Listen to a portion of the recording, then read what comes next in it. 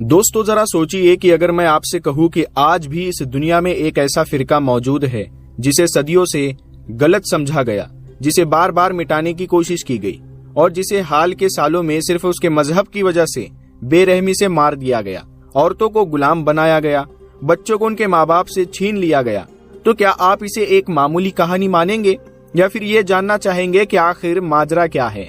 क्योंकि ये कोई पुरानी दास्तान नहीं बल्कि आज की जिंदा हकीकत है।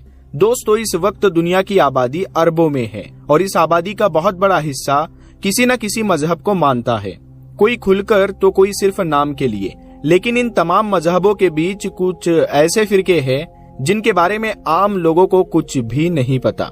यजीदी धर्म उन्हीं में से एक है, एक ऐसा मजहब जिसका नाम सुनते ही कुछ लोग चुप हो जाते हैं और कुछ लोग सीधे इल्जाम लगाने लगते हैं। आज से कुछ साल पहले तक बहुत से लोगों ने ये नाम कभी सुना भी नहीं था, लेकिन फिर अचानक पूरी दुनिया ने इन्हें खून में लथपथ देखा।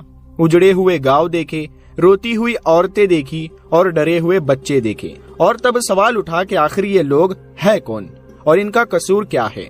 दोस्तों, आज के दौर में यजीदी लोगों की सबसे बड़ी आबादी इराक के उत्तर हिस्से में कुर्द इलाकों में रहती है। इसके अलावा कुछ लोग तुर्की, सीरिया और ईरान के सरहदी इलाकों में भी मिल जाते हैं। लेकिन सच्चाई ये है कि यजीदी लोग आज जितने कम हैं, इतिहास में शायद कभी इतने कम नहीं थे। इनकी आबादी पिछले कई सौ सालों से लगातार घटती चली आ रही है, इतनी तेजी से कि एक वक्त ऐसा भी था जब दुनिया इन्हें लगभग भूल ही चुकी थी। फिर हालात अचानक बदले जब आईएस नाम के आतंकी गिरोह ने इराक और आसपास के इलाकों में तबाही मचाई, और सबसे पहले जिन लोगों को निशाना बनाया गया वो यजीदी थे। ये हमला जमीन या दौलत के लिए नहीं था, बल्कि सीधे उनके मजहब की वजह से था। खुलेआम कहा गया कि ये लोग काफिर है, ये शैतान की इबादत करते हैं और इनकी नस्ल को खत्म करना जरूरी है। हजारों लोग मारे गए, औरतों को जबरन कैद किया गया और बच्चों को उनके घरों से अलग कर दिया गया। और तब पूरी दुनिया ने पहली बार गंभीरता से ये सवाल किया कि आखिर यजीदी धर्म है क्या। दोस्तों, अगर आप इस मजहब को ध्यान से देखेंगे तो आपको महसूस होगा कि ये किसी एक मजहब जैसा नहीं लगता। इसमें अलग अलग धर्मों की झलक दिखाई देती है। कुछ बातें इस्लाम से मिलती है, कुछ ईसाई सोच से, और कुछ रिवायतें ऐसी है जो हिंदू धर्म से मिलती जुलती लगती है। और यही वजह है कि ये फिरका हमेशा शक और विवाद के घेरे में रहा है। लेकिन इन पर सबसे बड़ा इल्जाम यही लगाया गया कि ये लोग शैतान की इबादत करते हैं। अब ये इल्जाम यूं ही नहीं लगाया गया, बल्कि इसके पीछे इनके विश्वास और मान्यताओं की यानी अकीदों की एक पूरी कहानी है। लेकिन उससे पहले एक बहुत बड़ी गलतफहमी को समझना जरूरी है।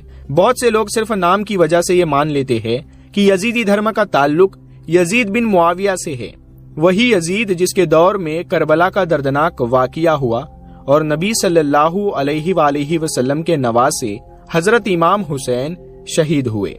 कुछ लोग ये दावा करते हैं कि जब बनी उमैया की हुकूमत खत्म हुई और बनी अब्बास हुकूमत में आए तो यजीद की नस्ल से जुड़े लोगों पर सख्तियां बढ़ा दी गई। उनके लिए वहां रहना मुश्किल कर दिया गया, जिसकी वजह से वो लोग उस इलाके को छोड़कर कुर्द इलाकों में आकर बस गए और वक्त के साथ उनके मजहब में बदलाव होता चला गया। लेकिन यहाँ साफ कहना जरूरी है कि इस बात का कोई पक्का ऐतिहासिक सबूत मौजूद नहीं है और ज्यादातर इतिहासकार इस दावे को नहीं मानते। इसे सिर्फ एक अटकल कहा जाता है। अब अगर हम खुद यजीदी लोगों की मान्यता देखें तो उनके मुताबिक उनका मजहब दुनिया का सबसे पुराना मजहब है। उनका कहना है कि उनकी आस्था 6000 साल से भी ज्यादा पुरानी है। उनके हिसाब से जिस खुदा को वो मानते हैं उसका नाम यजदा है। उसी यजदा ने इस पूरी कायनात को बनाया और इस दुनिया को चलाने के लिए 7 फरिश्तों को पैदा किया। इन 7 फरिश्तों में से जो सबसे बड़ा और ताकतवर है उसका नाम मलिक ताउस है, और यही से इस कहानी का सबसे नाजुक और विवादित हिस्सा शुरू होता है, क्योंकि मलिक ताउस से जुड़ी जो बातें यजीदी लोग बताते हैं वही बातें दूसरे मजहबों में शैतान या इबलीस से जोड़कर देखी जाती है।